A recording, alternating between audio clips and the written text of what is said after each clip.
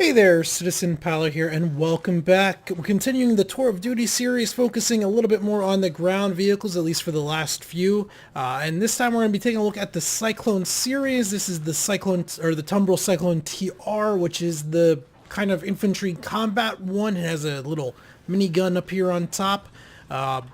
Is that ballistic? I thought it was laser. Kind of looks like ballistic. Well, we'll take it out and we'll shoot it a little bit later on.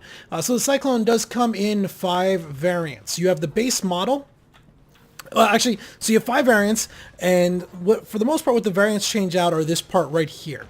This area right here where the turret is currently. So the base model just kind of has like a flatbed area here where you can put, like, I think 1 SCU of cargo can go there, so it's got a little bit of cargo capacity, or a person could maybe stand there, though parking next to this thing was maybe not the best idea. I was just trying to get under the light so you could see it better. So you swap that out with the TR version. You get this turret right here. There's the recon version, so there's like some type of sensors or something that goes in here for mapping the area around or whatever. It also apparently carries some of the claim spikes. So if you're looking to claim some land or whatever, you can use the RN or the recon variant for that. There's the race variant, which has an extra, like, there's more of a motor or something. There's like an intake there that puts more air into the motor, allows you to go faster, gives you like a speed boost, like a turbo or something with the shift button, I believe. And then there's the AA variant, which puts like 2 size 3, 2 size 2 missiles in the back here that you can lock on to ships coming in, giving you a little bit of anti-ship capability. Realistically, though, there's not much difference between all of them, and if you buy the base model within game, you should be able to fairly easily buy the modules to swap out the back here and make any one Cyclone do whatever you need to do. So just keep that in mind. Cyclones, they have a pretty cool wheel setup. You can see here the suspension isn't too dissimilar to that of the Ursa Rover, but the way the wheel is actually mounted into the thing, I don't know how it's supposed to work, how that's holding it in, but it's kind of like a tank tread rolled up with that inside, but there you don't have the counter wheel on the other side pushing it apart. Some type of magical future technology doing that. They're cool looking though. Yeah. Really, the whole thing about this ship is, or this buggy, whatever we want to call it, it's the drive. This thing's awesome. Just to be completely honest, it's awesome to drive. This is the best thing to do on planets right now. Go ahead and turn our lights on, and we're going to take off. We're going to go into third-person mode, and we're going to do this, and we're going to avoid that rock, and we're just going to go for a ride. The Dragonfly, the Nox, and all those, that maglev concept, that's cool. Especially if you want to like do Star Wars or whatever, you know, Endor flying through. That's really cool, but there's a lot more that goes into making them work correctly with the maglev and stuff that sometimes just doesn't work. And when the server's acting up, you get really weird things. Sometimes you fly off into space and you don't mean to. This thing, it just works. Well, since 3.3, it just works. Now that the servers run better and I'm getting almost 70 FPS right now, the server's able to keep up. I'm able to enjoy this. It's just a joy to drive. You get a lot of great air. You can really get moving. If you want to go from point A to point B down on a planet, it's not efficient compared to a spaceship. You know, it's like taking a car compared to an airplane or a helicopter. No, it's not as efficient, but there's something fun to be had here.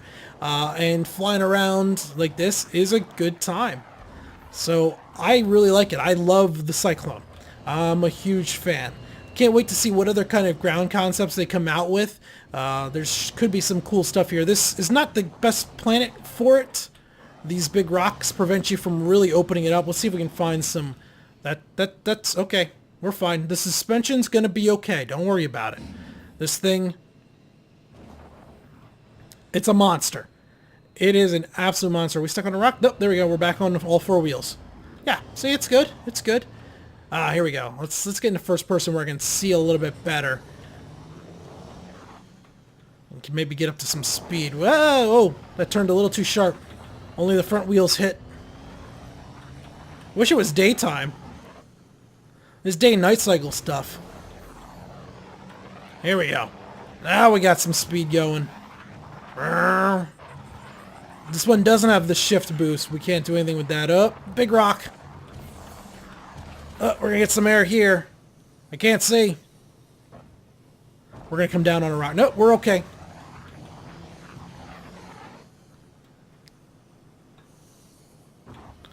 Whee! Another nice thing about these guys, they fit in the back of a lot more than you would expect. You can get this thing into a Cutlass Black. It's not the best fit, but you can get this thing in a Cutlass Black. So, you know, any of the ships that have any real cargo capacity, you can get these things into and take them wherever you need to go. Obviously, I just spawned this at the ground terminal. That's why I'm out here at Shubin, using the terminal to spawn it up. Let's go ahead and get to the top of this ridge. We'll jump into the back gun. Can't see anymore. Oh, that's a bigger ridge than I thought. That ridge is further away. Come over here. There's a ridge this way, I think. Whee! Stop. Here we go. Ah, we hit a rock. We hit a rock. It's okay. We're good. All right. We'll stop there. How about let's jump in the turret. Entering our... Leaving... Are we in the armistice zone? Are we out of the armistice zone? We might be right on the edge of it. Leaving... Let's see. Power on. Power on. There we go. Yeah, so it's like a laser minigun. Let's see, can I see my ship out there? There it is. Maybe it's not laser. It seems to have projectile drop, doesn't it?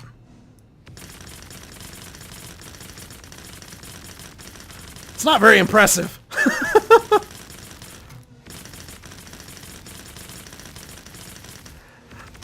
Oh, sun's coming up. Hello, daylight.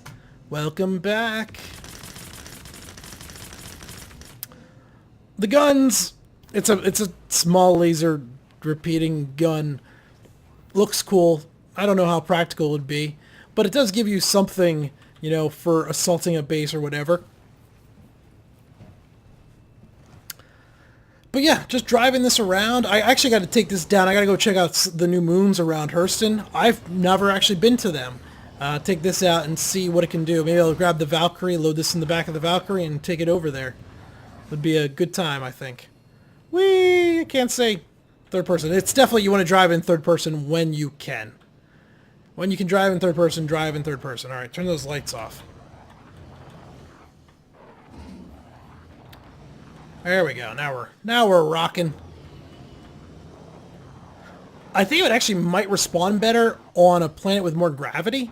It gets a little too much air here on Daymar. Some place with a little more gravity might keep it on the ground a little bit better and really allow you to go. Oh, this is gonna be some good air. There we go. Oh, that's a big rock. We're gonna jump it. We're good. That's another bigger, small rock. Smaller, big rock.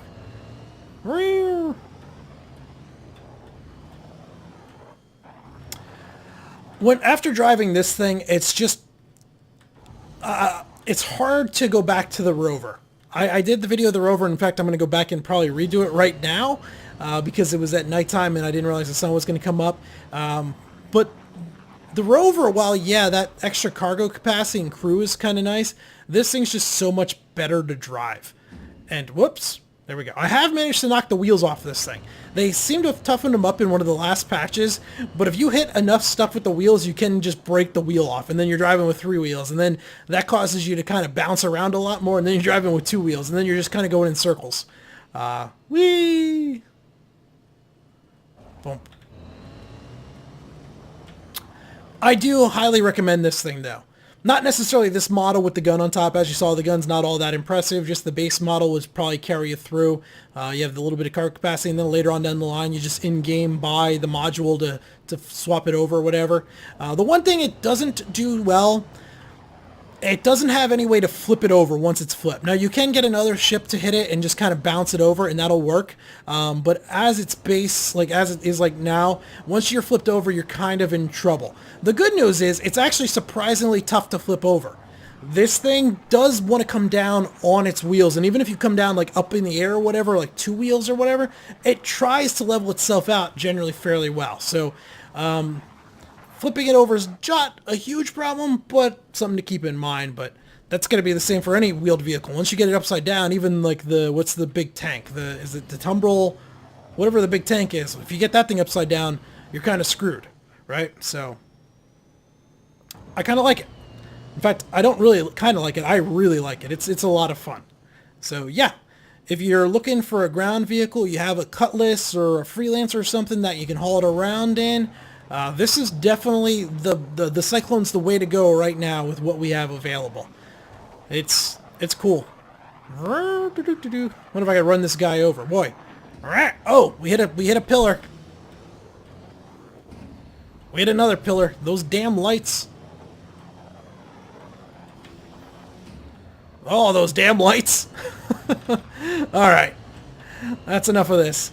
Let's, there you go. That's the Cyclone. Until next time, this has been Paller. Thanks for watching.